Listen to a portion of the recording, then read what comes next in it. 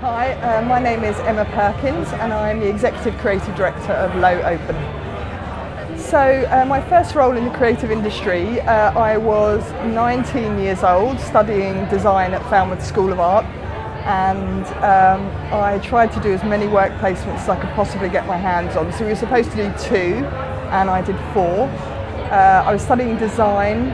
I wasn't quite sure if design was really what I wanted to do, and so I went through the kind of course book to see what the options were, who our connections were, and Phil Jones, who started one of the first digital agencies in London, Real Time, was on the board at Falmouth. So I called him. It seemed like something a bit different, and he got me a work placement at Evans Hunt Scott in Soho Square. And I did a 2-week work placement there, and while I was there they offered me a full-time position. So I graduated on the Friday and started work on the Monday, and it was kind of the birth of Direct, and they were working on Tesco, and I couldn't believe my luck. I went back to college and thought, they're actually going to pay me to have ideas, that's all I have to do, and so it was a great time.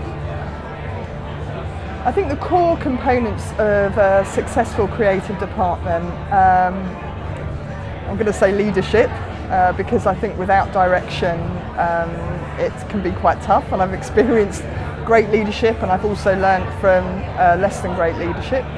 And ambition. I mean, it really depends. I think your creative department has to line up with the vision of the agency.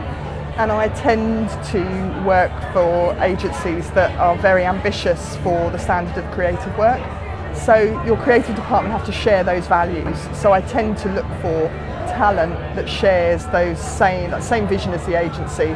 So ambition and just a department who is willing to go back to the well and just have more and more ideas, is really curious about the world, bringing the outside in. I think seeing creativity as a department is a bit of a strange thing in itself, because I think creativity is just something that you should live and breathe, and so that's something that I also look for in candidates.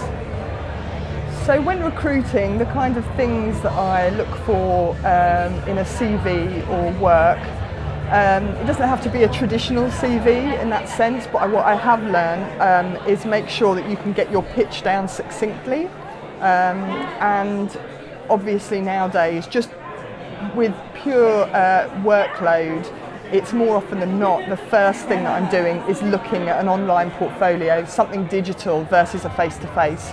That said, if you can be at an event or find a way, if you've got a list of top agencies and you can get in front of me, I think that's not a bad idea, because obviously you can't represent yourself fully online, so I do take that into account. But making sure that the work speaks for itself. Often you're doing it under pressure, you might be inundated with books, particularly once you put a brief out, so you have to be able to stand out. I really want to get a sense of you, and not just the work, but what fuels your creativity. So I'm really looking for you as a brand, and what else is happening in your life and your interests, and what makes you curious about the world.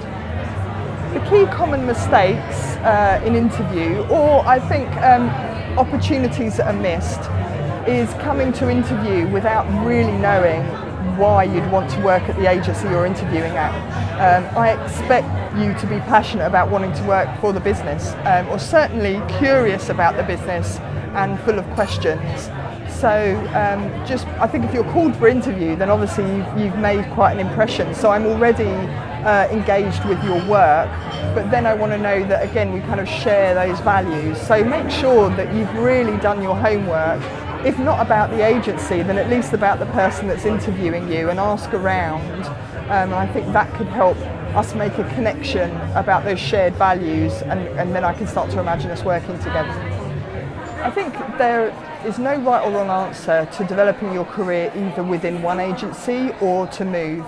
Early on in my career I moved. I didn't want to be seen as the junior the whole time, so after 3 years I left an agency that I absolutely loved, but felt that it was the right time to move on.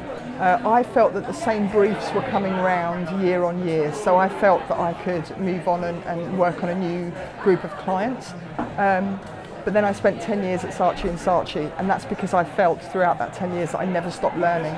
So as long as you feel that your portfolio, or that you are learning, that you are moving along. There's no right or wrong answer to how long you stay somewhere. Source LF are London's leading creative communications and media recruitment agency. Be sure to like our video and subscribe to this channel. Take the moment to watch another of our videos on screen now.